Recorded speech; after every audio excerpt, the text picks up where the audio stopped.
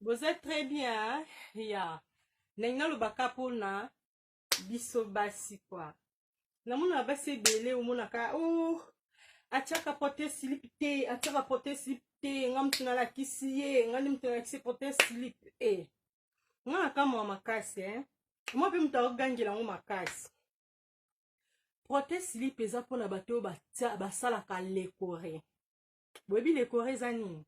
Mususu akozala ba infection, aosala lekore, donc mai mo apembe ezobima.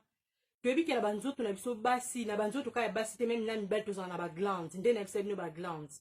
Na vagin tozala na glande babenga glande de Bartholin. Glande wana yango nde elibrifiaka vagin. Pona vagin ezwa microbe facilement te.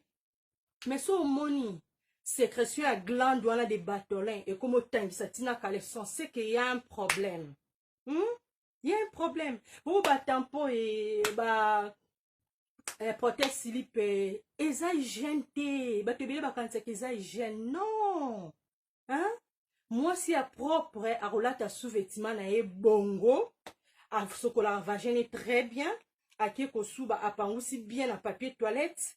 Donc c'est ça. Donc tu as la sous-vêtement, bah on que sous-vêtement na yo eza la couleur au sombelango eza propre. Wana nde moi c'est propre et hygiène. N'habite sur bapimsu ba tchaka ba protège slip en kaka kutiela et bamsu peut-être ba lobaka o akobima mpepe atia po ekange vagin ça la soki ni non. Sois naturel à l'aise. Nous avons propriété nzoto très bien c'est tout. Hein? OK toilette na air aussi ça la grand besoin na yo. Au sokoli au pangusi na papier toilette au sokoli maboko no très bien. Donc air au sokoli maboko au sokoli maboko boy, au sokoli na manzaka. Au sokoli na ba poignée, au sokoli très bien. Tu vois, et s'il olati sous-vêtement na yo.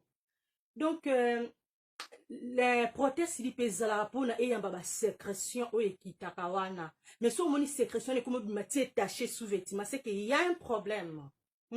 OK, nanga kana lo bilango po atni so ba koma la ta prothèse slip te, ngande mutuna la kisaye, ngande mutuna la kisaye.